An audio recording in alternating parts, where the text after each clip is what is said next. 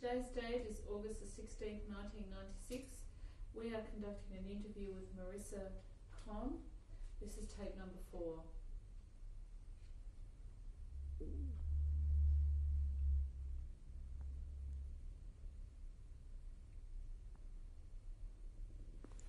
So we'll just keep going from where you were. We were talking about when the children were being taken away. Where were you at this time? Then we have been living with our auntie and her family. They went to the fields to hide after. Who went? My auntie, my uncle, and the 2 daughters. I hid my mother in the room in a basket, putting some rags over her. She was still sick at this time?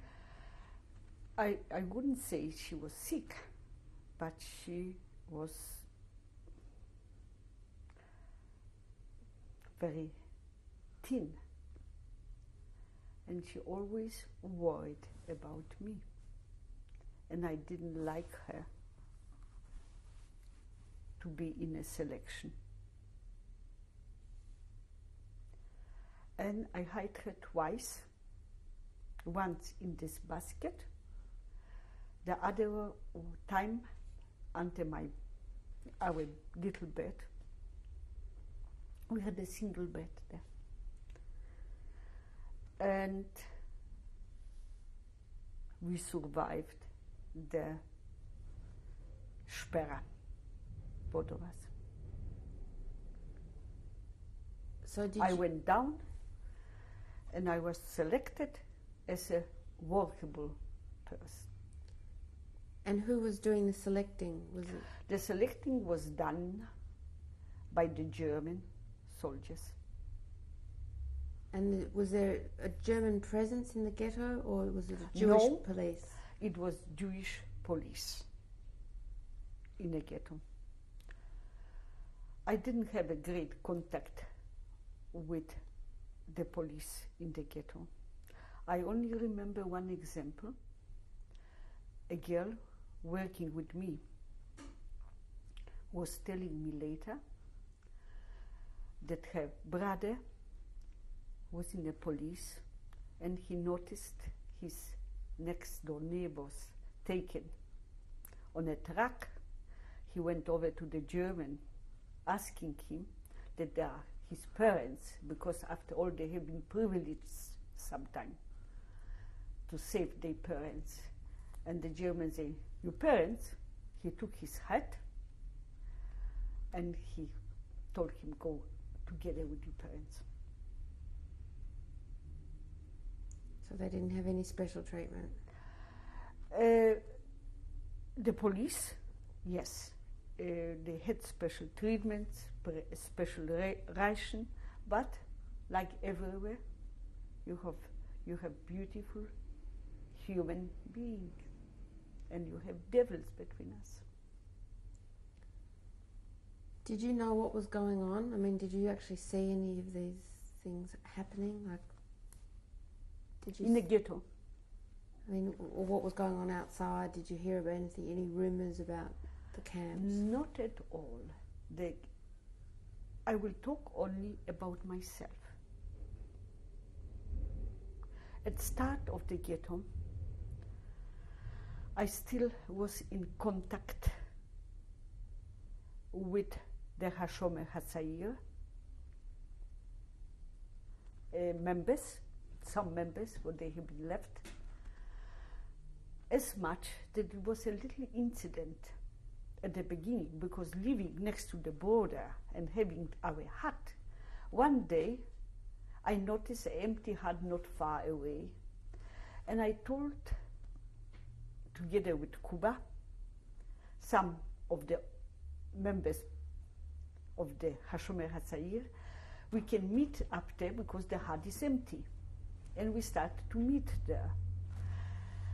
And one day, somebody say, "Look, one of our members is in a kitchen because there have been kitchens around the ghetto. And we have been getting a soup daily at start. If you will come to the window with your little cup for the soup, put a ribbon or something on your cup to recognize it that you are our member. Then who is giving the soup will give you from the bottom. Then Kuba stand up, he say, no. Why the other one, whom perhaps needs as much as me, who should suffer and get the water? I don't agree to it. And they say, no, we must save ourselves. There was a polemic, and Cuba decided, in this case, I am leaving the group. And I left the group together with him. It is a little example how beautiful, human, lovely person he was. So what did you do in the ghetto when you weren't working? Was there any recreation or anything? Right. In a ghetto, it was a theater. There have been concerts, what's so nicely described by Abraham Biderman in his books. Did you go to any of these concerts? I can recall once or twice be privileged to get a ticket to go to a concert, and it was heaven. I recall after the Spera, they have been giving tickets for 7 days special evening meal, also for privileged people. As it happens, I received such a ticket. And I was getting a soup, a hamburger, I remember, and a piece of bread. 7 days. My girlfriend, who lives now in Israel, Paula Gurnicka, she recalled that I was trying to hide a hamburger for my mother. And no, once or twice I succeeded to take a hamburger for my mother. But that was a rare occasion, you didn't do it very often. No, the kitchen was only 7 days. That's all. So when you witnessed these people being taken away, did you know where they were going, or did you? No. Were you afraid? Perhaps I was. I really don't know. I didn't know where they have been taken. I didn't know at all. Were you in the ghetto till the very end? In about July or June, July, they started to evacuate ghetto.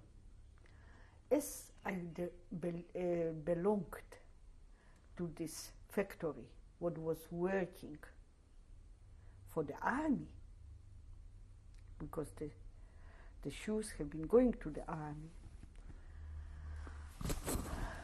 We have been most probably a privileged factory that we could take in the first of kind, like mother, father, or sister and brother with us. And we have been sleeping in a factory. But it was only short-lived. because they promise us the whole factory with the machinery, everything will go somewhere and we will be working there. But it was only a fable. Did you see everybody else being taken away? Yes, day by day there have been transports going from Marysia, not far, our factory was working. The transports have been leaving ghetto for unknown destiny. So at what stage, what happened? I mean, what happened between when you were in the factory sleeping and what happened to you? Then my uncle, with his privileged position, with his fields and with his wealth, suddenly he didn't know, and he couldn't join everybody. It was a great chaos in ghetto then. Then I told them, if you like to come to our factory, I was hiding them for 1-2 days behind the fence of the factory. Then the day when we have been leaving for the transport, I made a hole, and together with my uncle, auntie, and the 2 daughters, we left Ghetto Lodge. It was or the end of July or beginning of August. I'm not exactly sure, but it was few days before the end of the ghetto. So how long were you in the ghetto approximately? In the ghetto I was from the May the 1st, 1940, till July, August, 1944. Long time. So what happened then? When you made the hole in the fence, where did you go? They took us to the railway.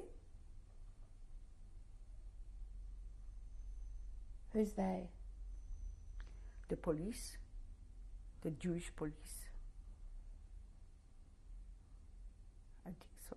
Under the escort of the Jewish police, we went to the railway. The wagons have been standing. They have been the cattle wagons.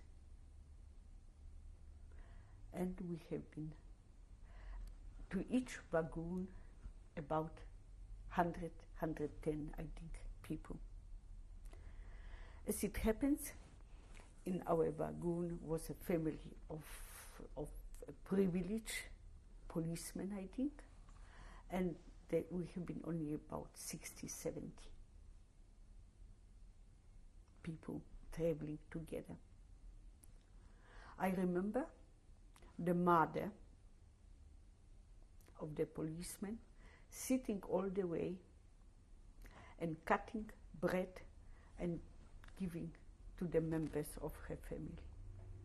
This is what I can recall. What did you have with you? Because we have been at the end, everything was already open. I think I had some food with me and my mother. Not much, but we had some food. Like what? Perhaps a piece of bread and some water.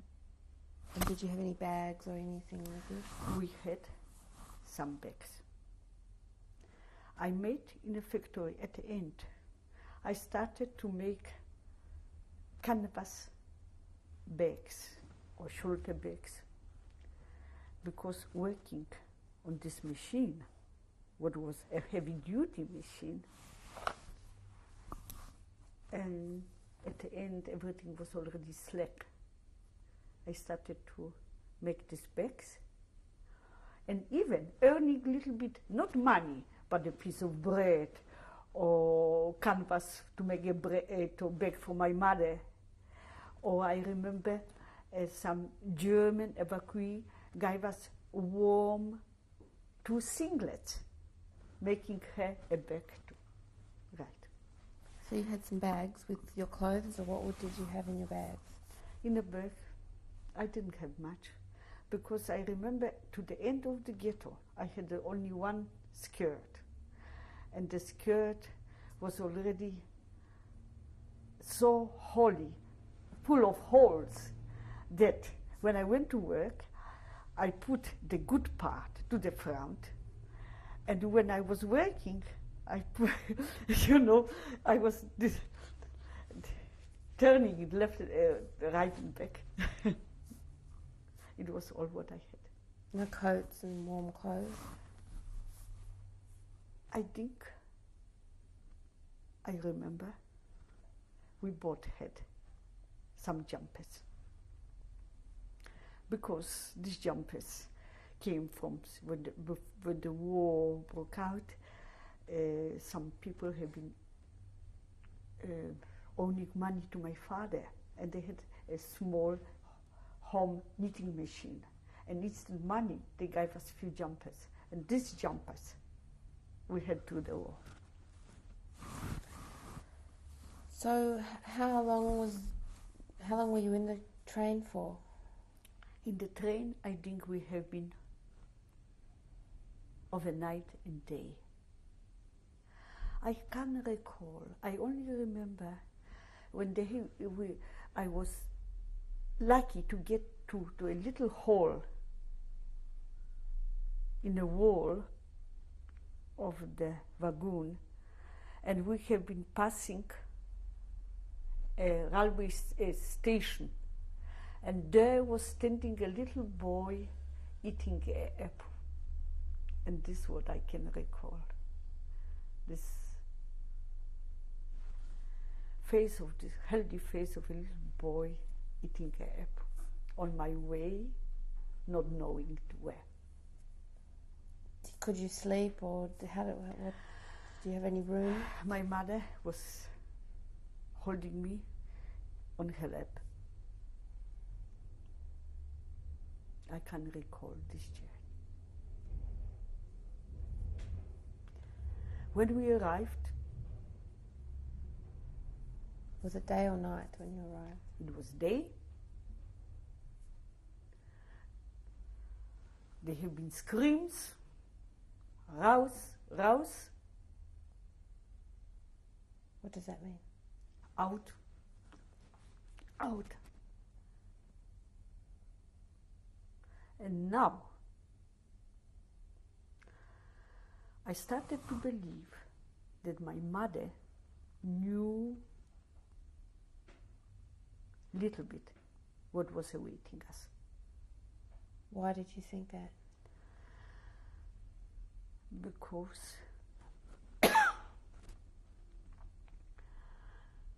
she took me in her arms. Her face became yellow.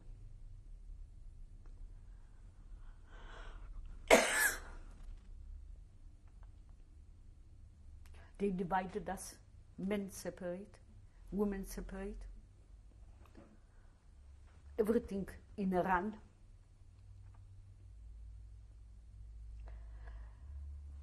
We made a queue. At the end of this queue was standing a uniformed German. Now they say it was Mengele. Did you know it was Mengele? No, I didn't know nothing. And he was having a little, I really don't know what was holding his hands. Left, right, left, right. I was dazed. I really, and the second before I came on, my mother turned her ring of her hand, and she gave it to me. She gave it to me the moment when she was selected to go left, and I was selected to go right. During the 4 years in ghetto, whatever we had, little, we sold. I had a little watch, what my father bought me from 1937 or 8, was international exhibition in Paris. He brought me this little watch. This watch we sold for 1 kilo of fuel, wood. Then my mother had another ring, what she sold for a spoon of flour. Then I told her, it's meaningless. She loved this ring. It was her talisman. It wouldn't help us. And I didn't allow her to sell it. And this ring, my mother gave it to me the minute when they separated us. For me, it was like not losing my mother, but having my mother with me.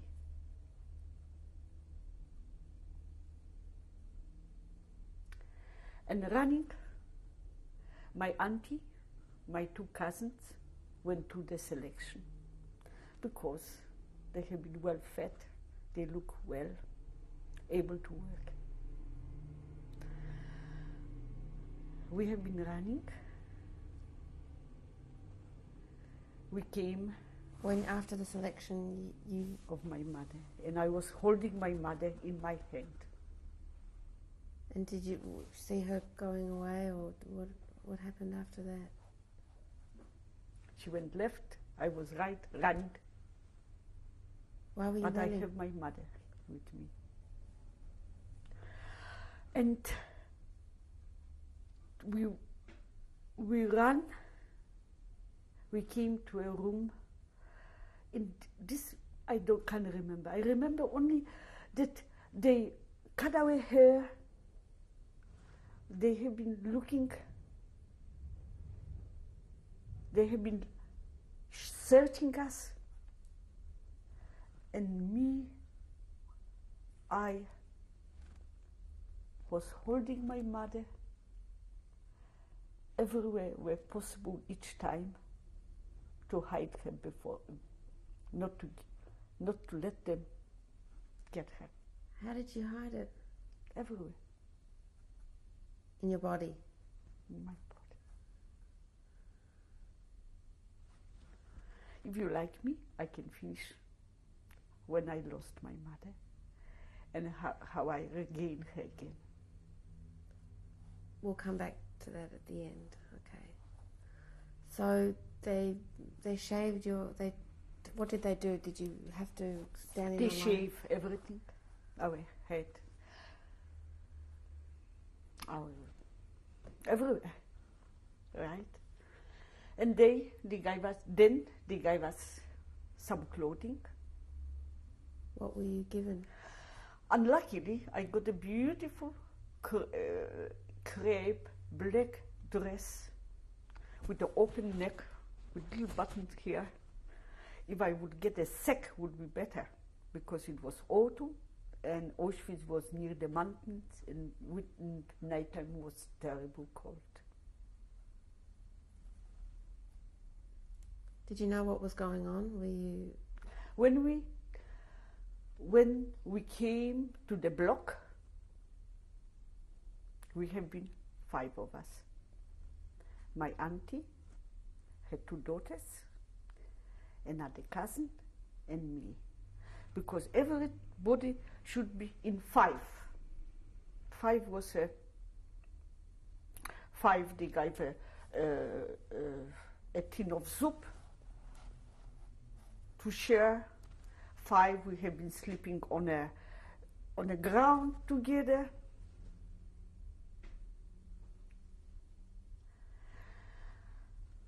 My mother, I put here making these little buttons on a piece of red, what I tear from the bottom. As the brave one, I was sleeping at the end of the 5. We have been given one blanket, but the sleeping wasn't sleeping, it was a nightmare. When we arrived to Auschwitz, the hegemony of the camp have been in Hungarian Jewish hands, and they have been the capo, they have been the servants, and they didn't like the Polish Jewesses at all. And they have been showing it in many ways. They block had food. Somehow, most probably, instead to give to us, they had the food. And one day, and I couldn't stand to be on this so-called bed or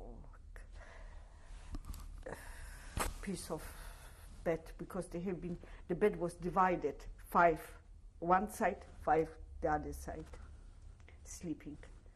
I grabbed each day a bucket, like Pisa is describing in his By Hope and Blood.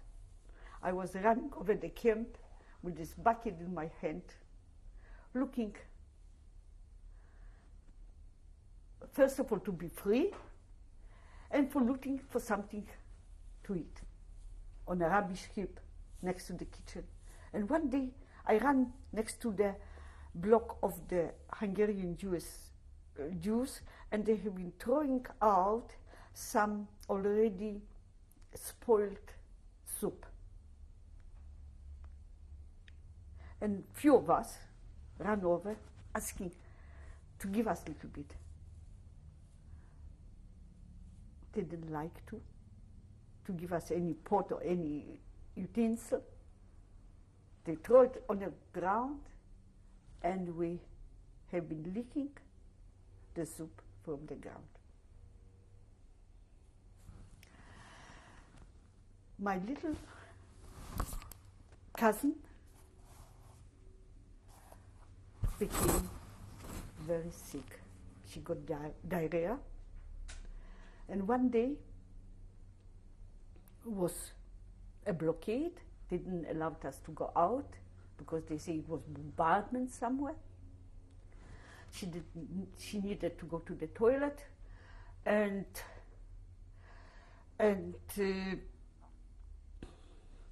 she wasn't allowed to.